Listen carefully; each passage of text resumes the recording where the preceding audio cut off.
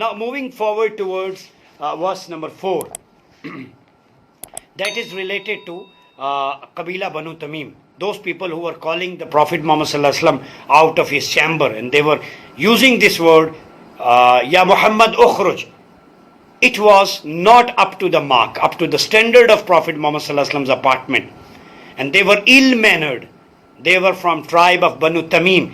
What Almighty Allah said related to them, Inna alladhina, those people, yunadunaka min wara'il hujurat, those people who are calling out of your apartments, aktharahum la yaqilun, actually they have no nonsense, they are stupid, they are nonsense.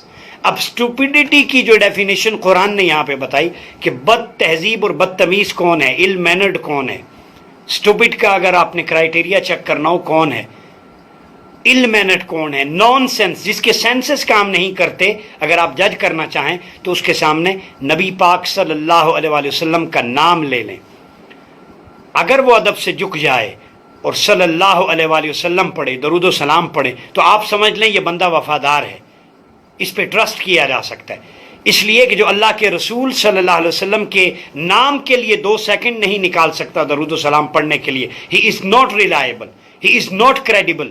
So credibility of a person and his thoughts and intentions is related to Darud Salam.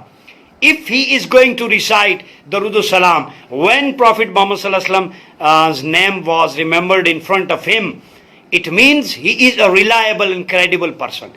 جب اس کے سامنے اللہ کے رسول صلی اللہ علیہ وسلم کا ذکر کیا رہے، اگر وہ درود پڑھتا ہے اس کا مطلب ہے وہ وفادار ہے، وہ آنسٹ ہے، وہ لائل ہے، اس لیے کہ وہ اپنے پروفٹ کے ساتھ لائل ہے. تو جو اللہ کے رسول کے ساتھ لائلٹی کرتا ہے، اور لائلٹی ان اے سینس کہ درود و سلام پڑھنا، اٹ مینز وہ کمیونٹی کے ساتھ بھی لائل ہوگا. تو یاد رکھیں جو نبی پاک صلی اللہ علیہ وسلم کے نام لینے کے وقت درود و سلام نہیں پڑھتا وہ لائل نہیں ہے، وہ اپنے نبی صلی اللہ علیہ وسلم کے ساتھ وفا نہیں کرتا، تو باقیوں مخلوق کے ساتھ کیا وفا کرے گا. یہ کرائٹیریا قرآن مجید نے یہاں پہ اس کو بیان کیا.